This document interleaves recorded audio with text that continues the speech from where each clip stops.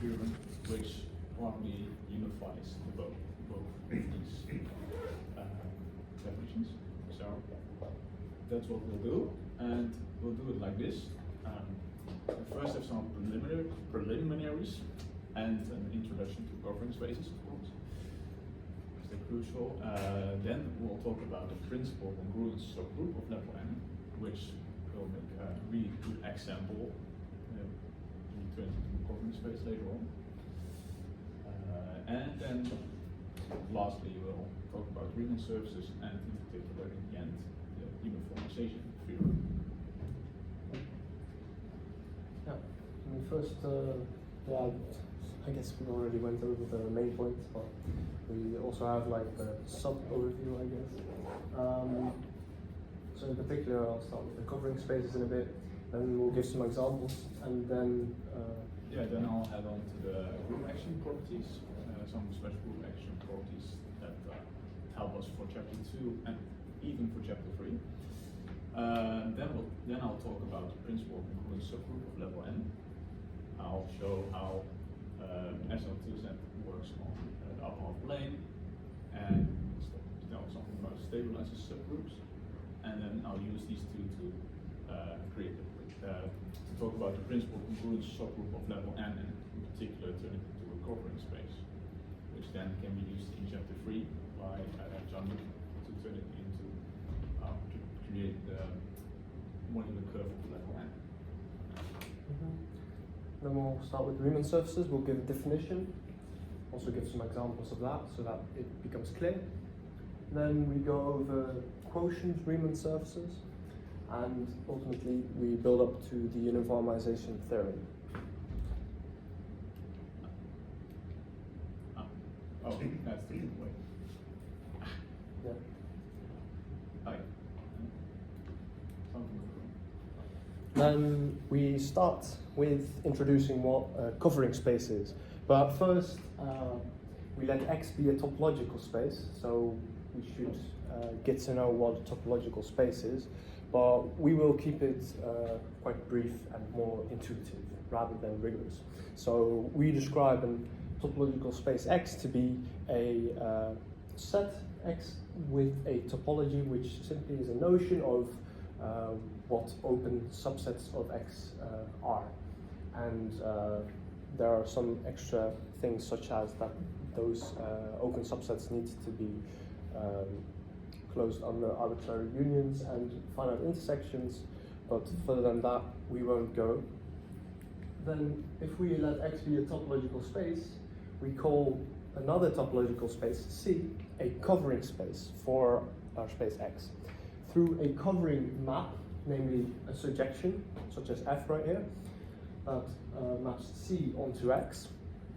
And we further have that this covering map must satisfy the property that for all open subsets of X, there exists an index set I, so that the pre-image of F over this open subset is a disjoint union of open subsets of our covering space C, which we will call the sheets of U under F, and have that each of these distinct sheets are actually disjoint, and additionally have that the restriction of F to each of these sheets is actually a homeomorphism, so it's a continuous bijection with a continuous inverse.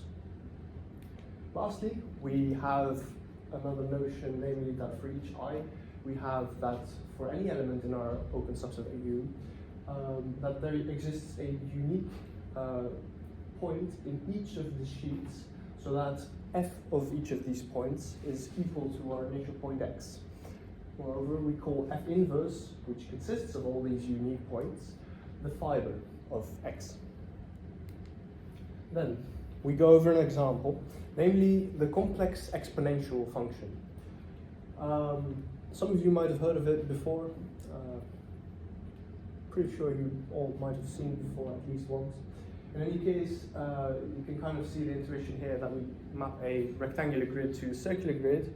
But moreover, we will try to make it more digestible by cutting these transformations up into pieces. So we take a plane here And note that the exponential is periodic with periodicity 2 pi I. So if we take a point in this horizontal strip right here, it's the same as taking that same point but translated by 2 pi I upwards or downwards, so that doesn't matter. So we only consider points inside of that strip. And now we take first vertical lines and see how the exponential maps that onto circles on this mapping. We let them range from dark red to bright red, and we can see that the darker red lines get mapped to smaller circles and the brighter red gets mapped to larger circles. And if we take, for instance, instead horizontal lines on this strip, we can see that it will get mapped to rays from the origin outward. However, right here we did it with like discrete lines, so we only took like some lines. And if you were to fill in like the lines in between continuously, then you would get that either of these methods, so either vertical lines continuously would yield an entire covering of the complex plane without zero, and the same goes for when you continuously do that with the horizontal lines. Now, we moreover take a better look at this periodicity explicitly with regard to an example of a covering space, in the sense that we take the exponential over the imaginary axis. We start below, we take a small green gradient from bright to dark, and we can see that it maps onto a circle. Now, if we do this again, but for the next strip of 2 pi I, we get another circle, and another one, and another one, and another one. And it maps thus each 2 pi I length of this imaginary axis onto a circle. So we get countably infinitely many circles that get mapped onto each other through the exponential function. So the exponential function restricted to the imaginary axis is actually a covering map, with covering space being the imaginary axis, over the space of, well, the unit circle. Then moreover, we may take a look at the entire exponential function, so we don't merely consider these restrictions, namely that we have for the plane without zero, that the exponential is a covering map with covering space, the entire complex plane. And if we take the partition of the complex plane through the set of strips, as denoted here, we get that each of these strips gets mapped to the entire complex plane without zero, which we can see as such. We can also fill in the entire thing, so like this entire green strip gets mapped to this entire plane, and so on. And we can denote each of those by the strips, and moreover we get a specific type of problem in the sense that the exponential thus maps each of these strips to the complex plane without zero, and therefore it's a covering space, it's a surjection, but not an injection, because we get that if we were to define an inverse, that we need to restrict it to each of these strips, and thereby we get the branching of the complex logarithm, for example. So if we restrict it to each of these strips, we get indeed a a biholomorphism, which is a holomorphic function with a holomorphic inverse. Now, on to you. Right. Thank you. So now we get to a few group action properties for chapter 2 and even chapter 3. So first we'll define what a free group action is. So if we have some group G acting on space X, then the action of the group on X is called free if, well, basically there's only the only element of G that has fixed coordinates, just the neutral element E.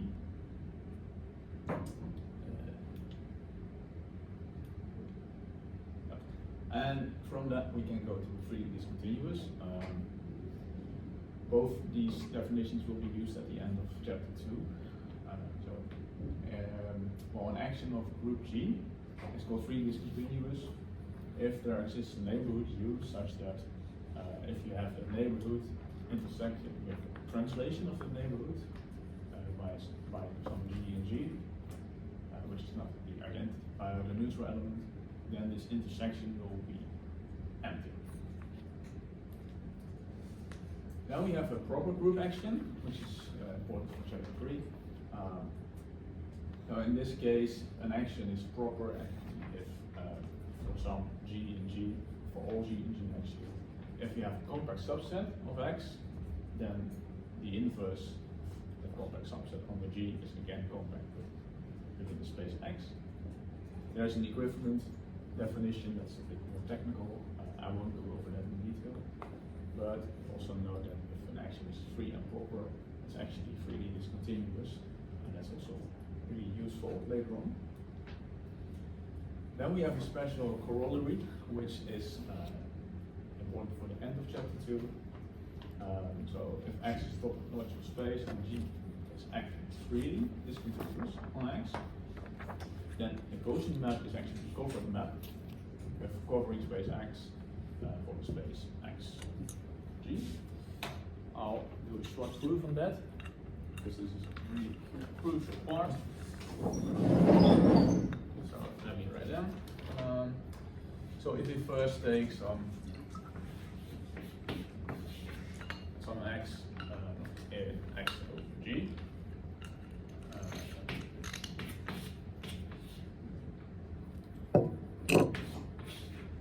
then since a quotient map is surjective, we know that there must be also some X in X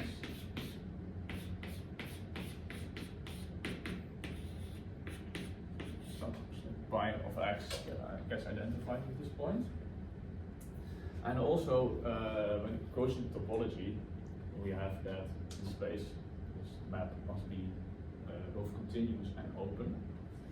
So you can probably see where we're going. In the end, we won't have bijective or morphic map. So then free discontinuity implies that if we have an open neighborhood around some point R and the point X, so let's note it like this, then that translates to X are all disjoint because we have a freely discontinuous space, and thus we can say that if we take pi UN, then of course this is also the same as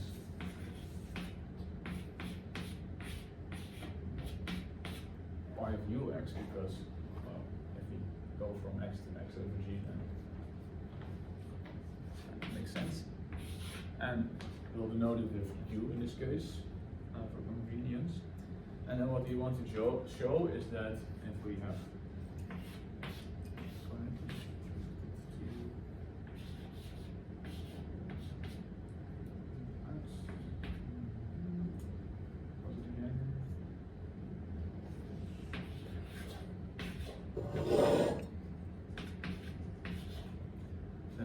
this map is actually injective. So what we first do is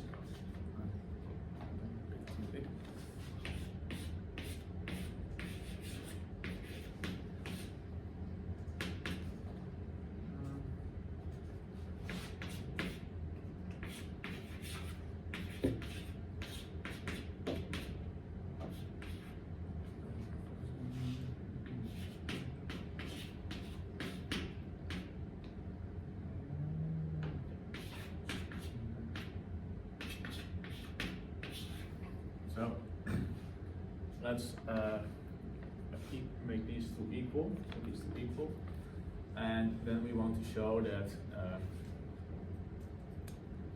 GZ1 has to equal GZ2, just get injectivity. So what we know is that GZ1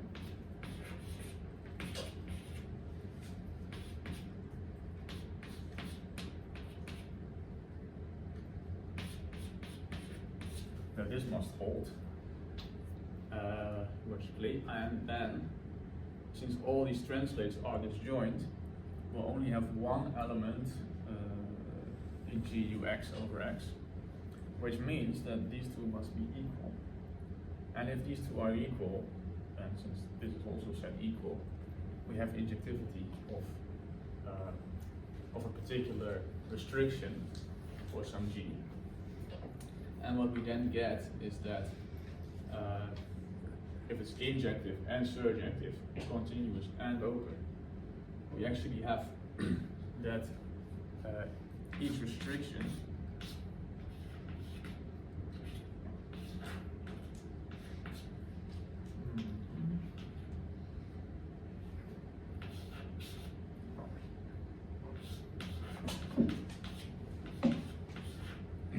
these are all holomorphic for each G.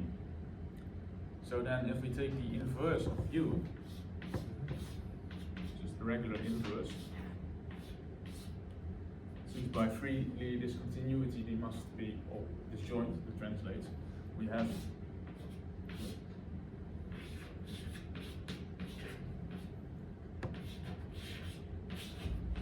we'll get this expression, which is exactly what we want, because then we have a covering space, and therefore the quotient map is actually covering the space.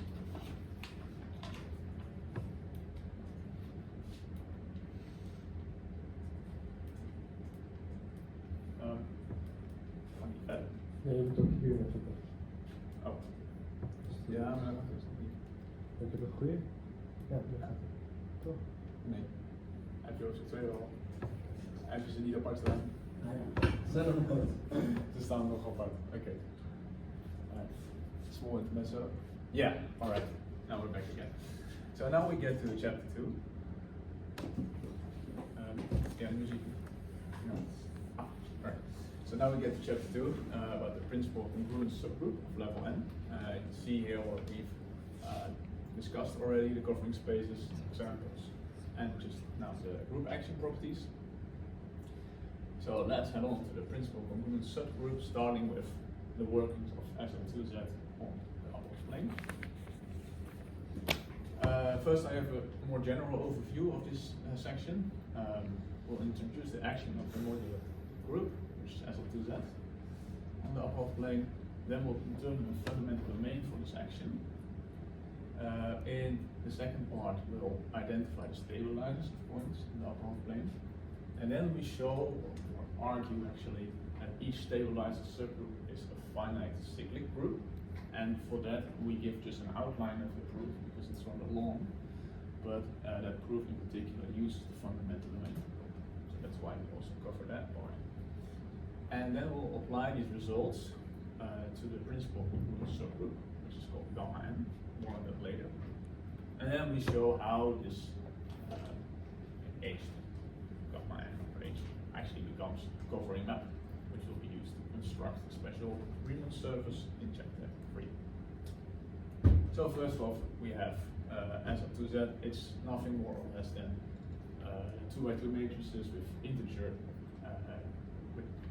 values and determinant of 1. And our group action we define like this. Note that this is not just a regular multiplication, of course, by a Mobius transformation. And if you remember from our previous presentation, if the determinant is bigger than 0, then preserve the upper half plane. In this case, it's 1. It can actually be shown quite easily that this holds by multiplication with the complex conjugate of the lower part of the fraction on both sides over up and down.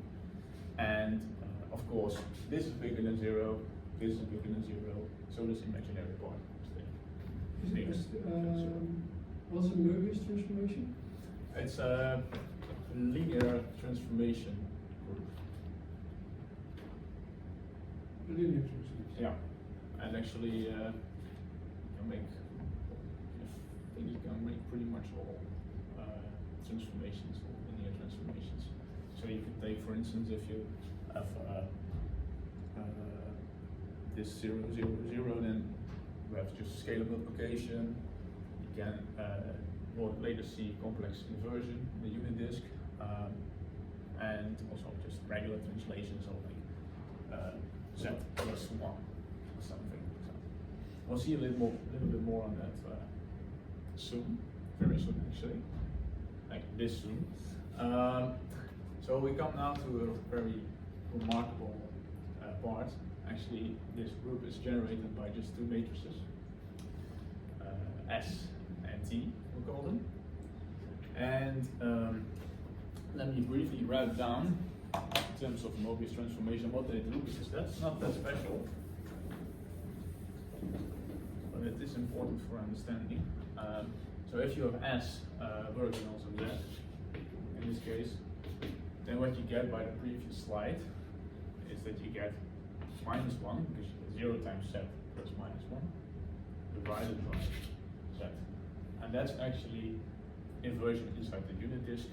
I'll show later on how that actually works, because I had some trouble figuring it out at first. It's actually really nice to see. And what T does is it just does, okay, Z plus 1, and we divide it by 1, so we just get Z plus 1. This is just horizontal translation by 1.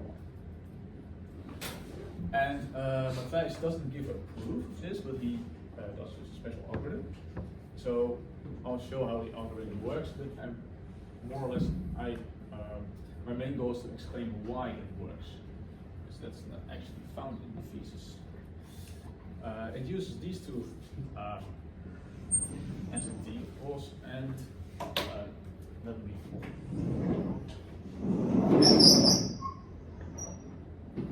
I want to have this over here. We'll go to the next slides. So what we do is here we have a matrix, a special matrix with determinant 1.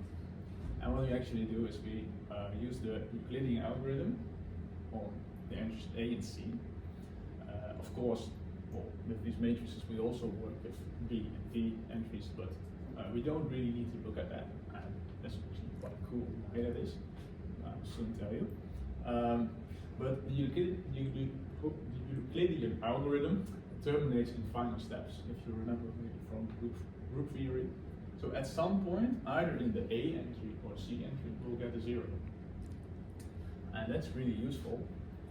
What we want is we want to have a 0 actually in the C entry. But say we get it in the A entry, we can just swap using S, like this. And what you then get is you get 0, some random number, and since the determinant has to equal 1 still, because we multiplied a matrix with determinant 1 by matrices with all determinant 1 still, we actually get that the determinant is equal to 1, and we're working with integers. So the only option we have here is that we get plus minus 1 here and plus minus 1 there. Otherwise, there's no other options.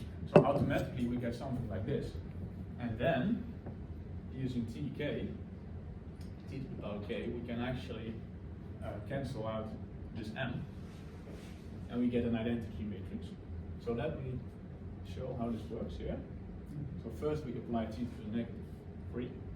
So we subtract 3 times 2 from 7, and so 3 times 7, 59 of course. Then we swap using S, and then we have that this entry is modulus, it's bigger, so we can continue the process. And then we get our 0. So now we do the one last times S. And if we now multiply by negative I times t to the 8th, we can actually cancel the 8 and we get an identity matrix here. We write this as S squared times t to the 8th, so we have in terms of S and t. And then you have an expression with lots of S and t's to certain power raised to certain powers times gamma is the identity matrix. So actually gamma is something that is generated S and t. Okay, so now we get to the definition of orbit. You've seen it all before in previous presentations. I'll just say that all points that are equivalent to x under the group action. So that's a bit more intuitive formal definition is also there. And then a fundamental domain is a subset of the topological space, such that every point in X is equivalent under G to some point in that fundamental domain, and no two distinct points in the interior is a very important part, of F are equivalent under G. So it may have points that are equivalent under G, but only at the boundary. And a fundamental domain can actually be seen as a minimal representative slice of X, containing exactly one point of its orbit. Excluding the boundary, of course.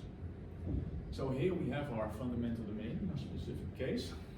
There's a long proof on this one as well. I won't go over the long proof during the presentation, but I will give the intuition behind it because that's very important in this case, I think. Let's first look at the next slide, actually. Here you can see quite nicely how every point in X is equivalent under G to some point in X. And F, if this is a fundamental domain, denoted with identity in this case, then you can see how you can take a random point in the upper plane and get inside the fundamental domain. But now if you go back again, what we've done here is, first, what I want to do is I want to show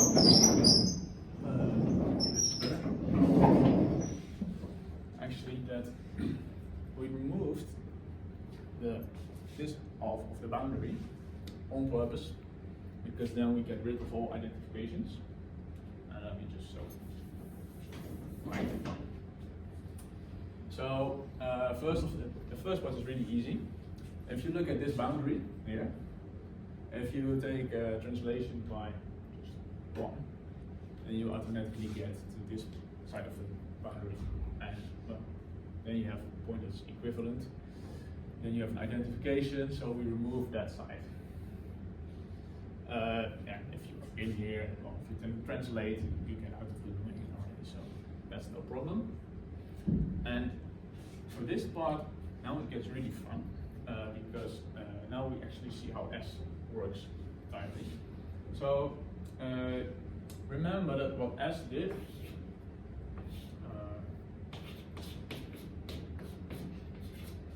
it was this, right? Well, I have to think a lot about what happened, but you all remember probably that we can write a complex number like this. Okay, so now what is minus 1 over z, man? First off, minus 1 is actually ei pi. And then we do 1 over z, so we get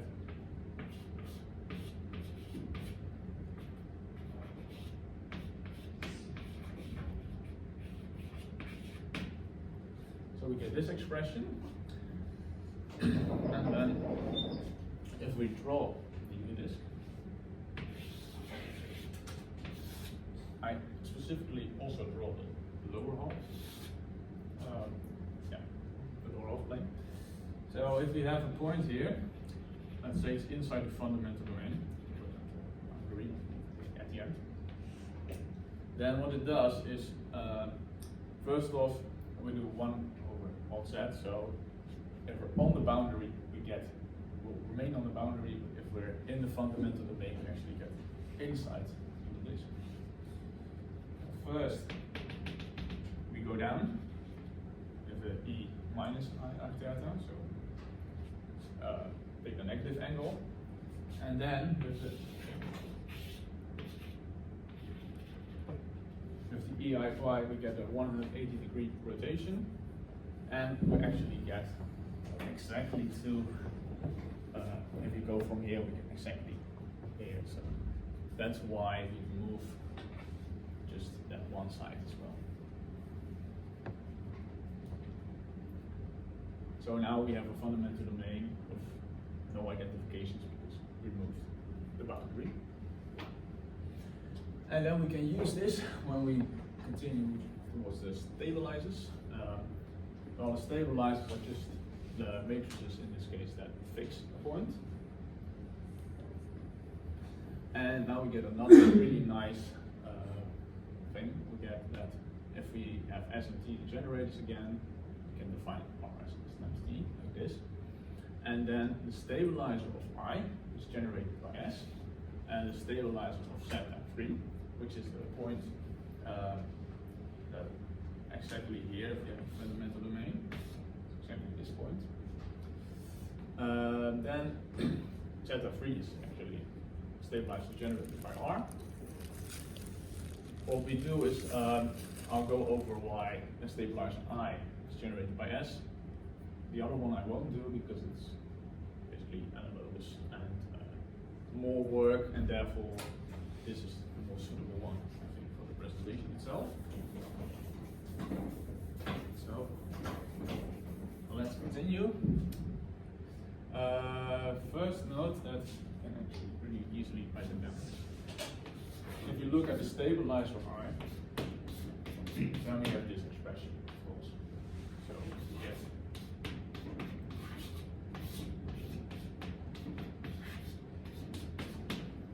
we'll get this if we fill it in.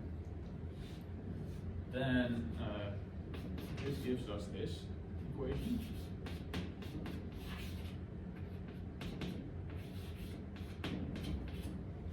AI plus B is DI minus C.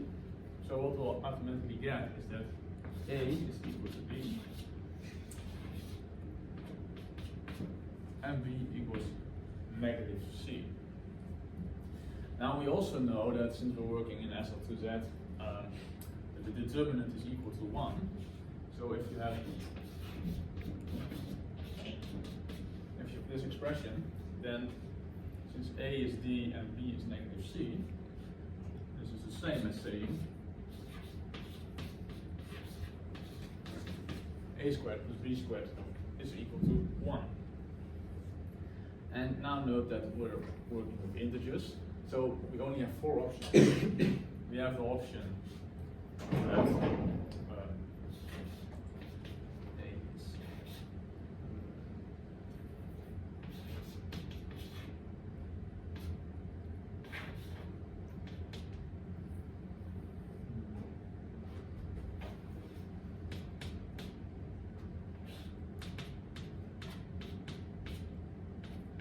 we have this option, these 2 options, and then we also have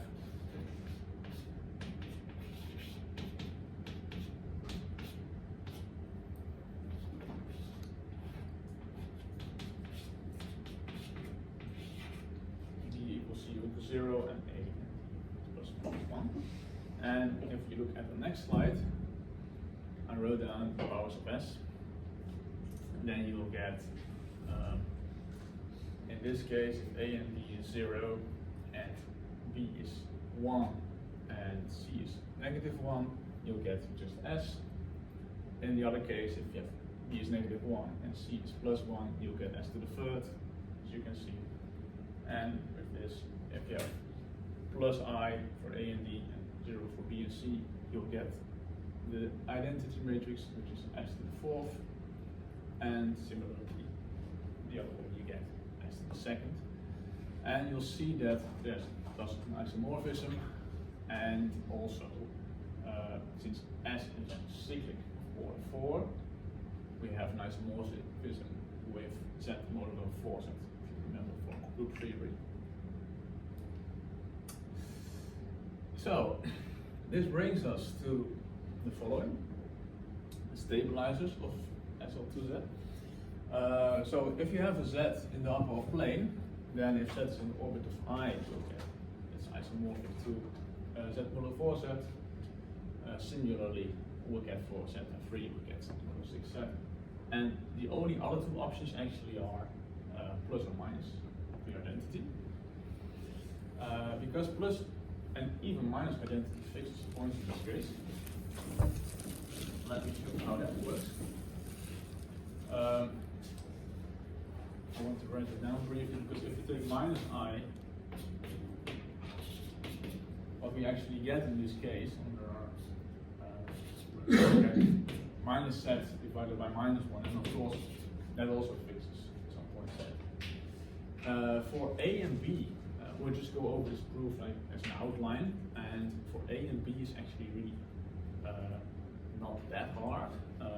We won't go into very much detail on it. If you have some point z in the orbit of I, then you also have that z is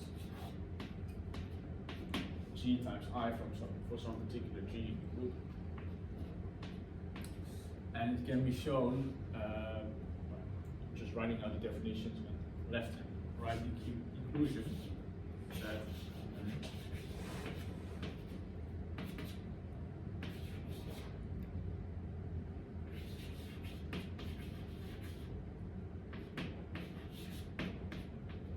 actually the stabilizers are conjugate, and therefore they must have the same order, which automatically implies the z mod of 4z for sitting in the orbit of I, and similarly for z of 3, z mod of 6z.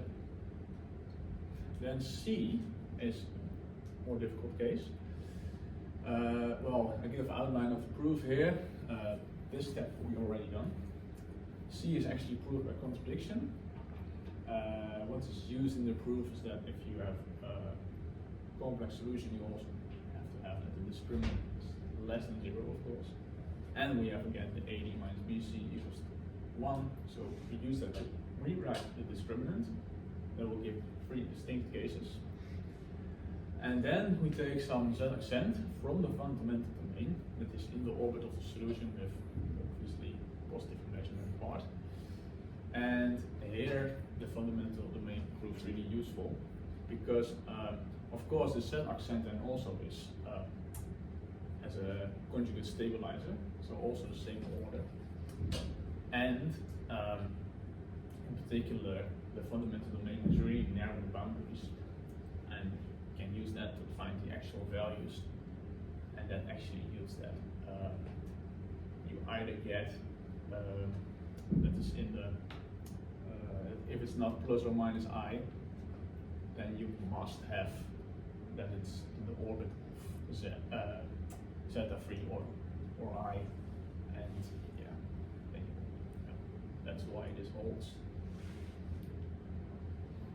Now we can actually use this to define a subgroup gamma n, and then we construct gamma n in such a way that it doesn't have any stabilizers, so it will become freely discontinuous.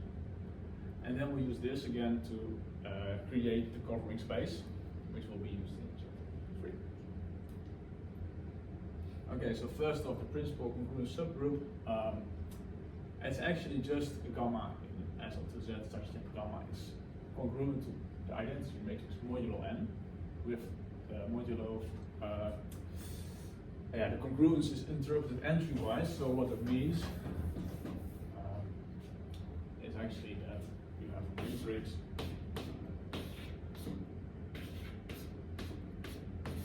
that has this form. So you have 1 mod n, 0 mod n, 0 mod n, 1 mod n. Is it trivial that we have that such elements exist that is not an empty group? Yeah, I think it's trivial, yeah. Because actually if you have the identity matrix. Yeah, of course. Okay. Yeah. And also that's a trivial group, so it's a non-trivial element. Yeah, and also in particular minus I will also be. Oh, you can put an n off diagonal now. Oh, yeah, minus. Yeah, this gonna come something really interesting. You'll see why the negative I. Yeah. Well, just stay tuned. Oh yeah, it's really nice. You can already see that if you put an n off diagonal, only in the top right, then it doesn't change the determinant. So yeah. Mm-hmm. Yeah. This is actually my favorite point of the features. So, well, first you actually have to show that gamma n is close to the multiplication and inverses. If you want to show that's a subgroup. I won't really go over that much because it's actually really easy. But it follows immediately from the fact that if you take 1 mod n times 1 mod n, you get 1 mod n again. And similarly for 0 mod n, and 1 mod n plus sigma n is of course 1 mod n. So if you multiply two of these matrices, you'll get again an identity matrix modulo n, and the inverse, well, we just swap these two around, and these become negative, but then it's still 0 mod n, and the determinant was 1, so that's pretty automatic, pretty immediate. So now we get to important definition first. Torsion freeness means that there's no element, that's not a neutral element, such that g to the power n is the neutral element. And then we state that for n bigger or equal 3, gamma n is actually torsion free.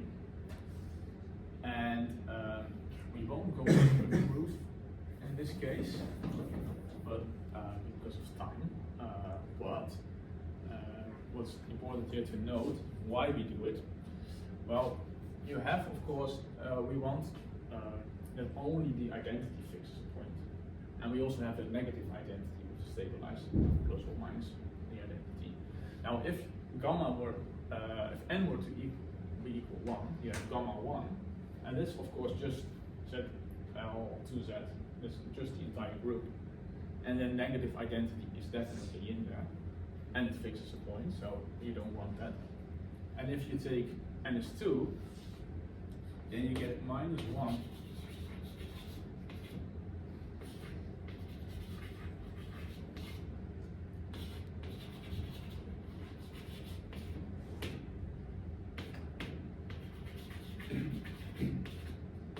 So this is the case if you have n is 2, and then of course, well, we all know that minus 1 mod 2 is just 1.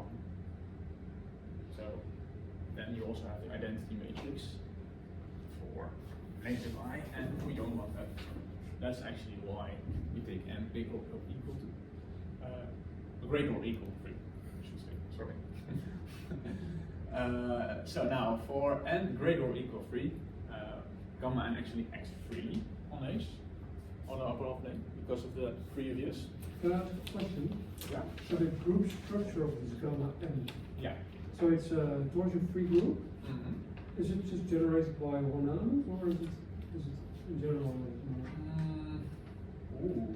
Is it isomorphic to Z in a sense? Because I feel that I mean, it's rather restrictive. it's actually the kernel of the homomorphism that maps SL2Z to SL2Z modulo NZ.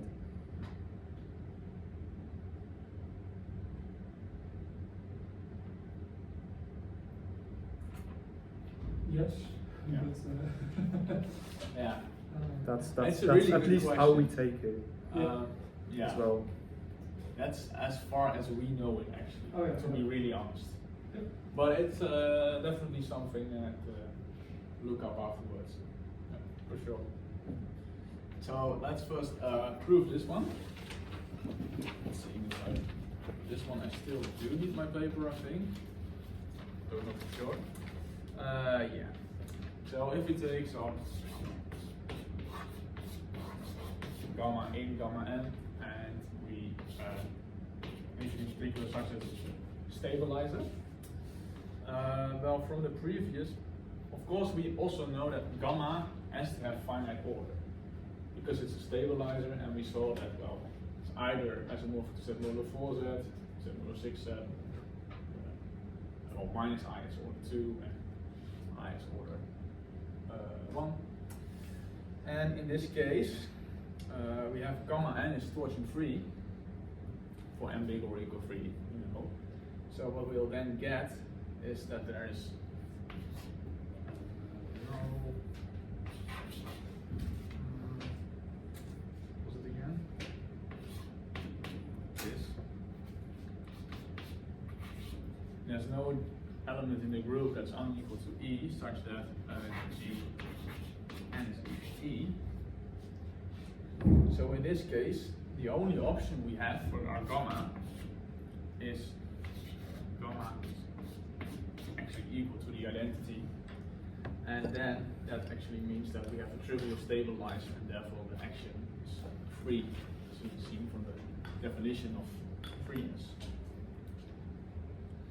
So now we have this proposition, special proposition we'll utilize soon. So we take two open neighborhoods, one of set 1 and one of set 2. Then if you take translate by gamma u1 the intersection of u2, then if these intersections are not empty, then gamma z1 has to equal z2. We won't go over this proof, this is also rather long, and what we'll do instead is we'll show why this is important now. Because we get another corollary which is crucial to our end result, and this one will prove using the previous. So in this case, we'll assume that gamma u intersecting u is not empty, and we'll get gamma has to equal the identity. And this proof I can do by heart, so I will. It's actually quite a funny one. So let's take some z1, and we take z2, and we take point z. And then we'll take open neighborhoods, of course. We'll take u1, u2, and here u, and we'll define u as actually the intersection of these two. And we'll set these all equal.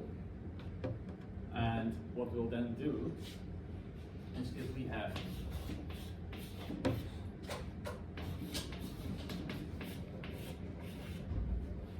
this identity, then it's the same as just saying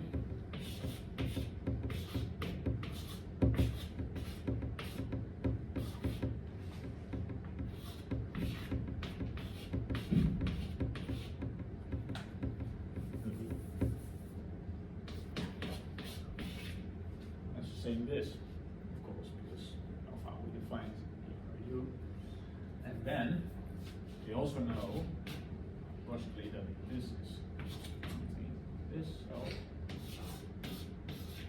this is containing gamma of u1, because we have gamma u1 and u2, and here this is contained in u2. So we'll get this. And then from the previous theorem, let's go back a while. No, that's right.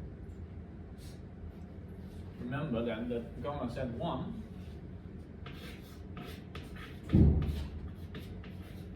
is equal to z2.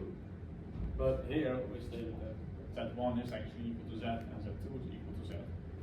So we get this identity and shown here. Because then gamma of z changes to z, so we have the identity. And now, is there a slide? Oh yeah, this slide. I was afraid it was gone actually. So, what we now have is that, remember that this is the definition of freely discontinuity. And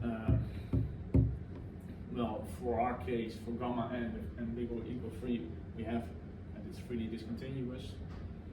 And now we can actually thus define the quotient map, this covering map. So we'll get what we actually want to follow along.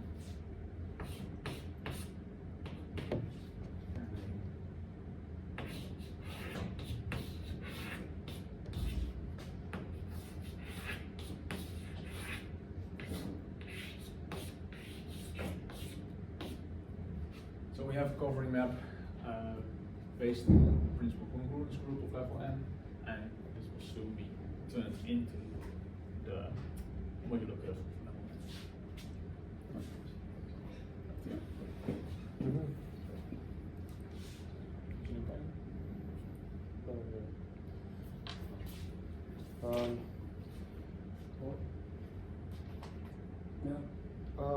I'm not sure if we need to put in a break, or would that be necessary?